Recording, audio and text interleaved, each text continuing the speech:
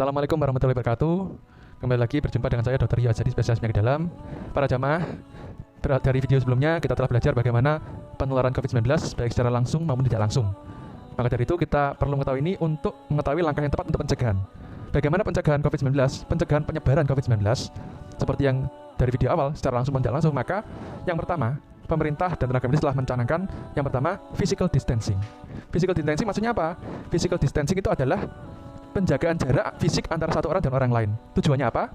Tujuannya agar droplet yang dikeluarkan oleh penderita COVID-19 itu tidak secara langsung menuju ke lawan bicara. Karena apa? Sudah ada jarak. Karena secara teori, droplet atau percikan ludah yang mengandung virus yang bisa dikeluarkan oleh penderita COVID-19 itu secara teori hanya berkisar sekitar 1,5 sampai 2 meter jaraknya. Maka jika kita menjaga jarak 2 meter dari penderita COVID-19, kita menjaga physical distancing, maka secara tidak langsung kita telah mengamankan kita dari percikan droplet itu, sehingga risiko tertular jadi berkurang.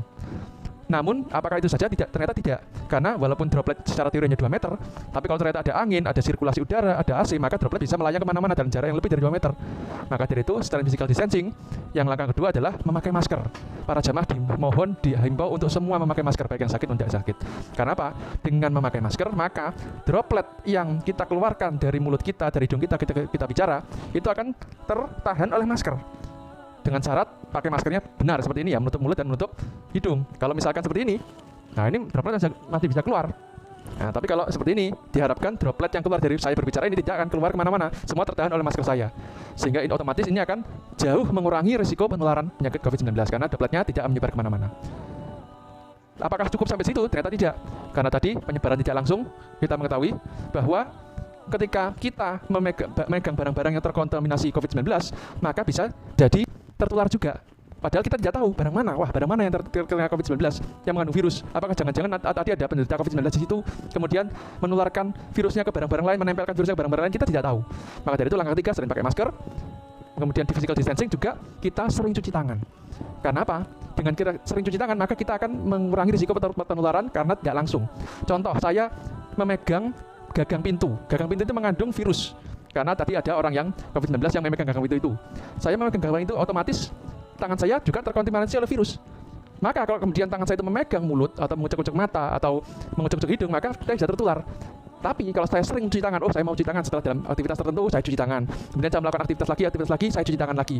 Maka kemungkinan tangan kita terkontaminasi virus, kemudian kita memegang wajah kita itu semakin berkurang karena kita selalu cuci tangan. Itulah yang perlu dilakukan oleh para jamaah, termasuk di lingkungan pengajian atau di masjid. Budayakan selalu physical distancing dulu. Jaga jarak 2 meter. Kemudian juga memakai masker. Sakit mau tidak sakit, harus memakai masker. Karena pakai masker itu sejatinya bukan untuk melindungi kita saja, tapi kita melindungi orang lain jangan sampai tertular oleh kita. Karena kita tidak tahu kita membawa virus atau tidak.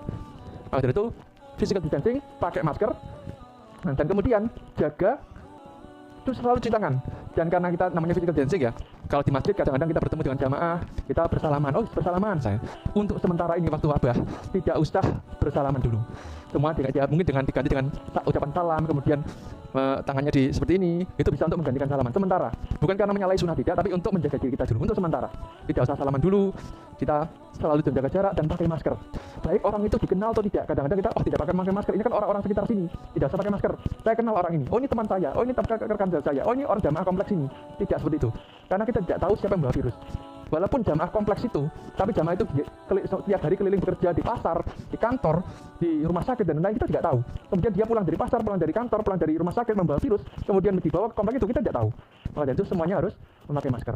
Insya Allah itulah sedikit penyampaian praktek pelaksanaan pencegahan penularan penyakit COVID-19 di masjid atau di area-area jamaah. Semoga bisa bermanfaat. Alhamdulillah, jazakumullah khairan. Kita berjumpa pada video berikutnya. Assalamualaikum warahmatullahi wabarakatuh.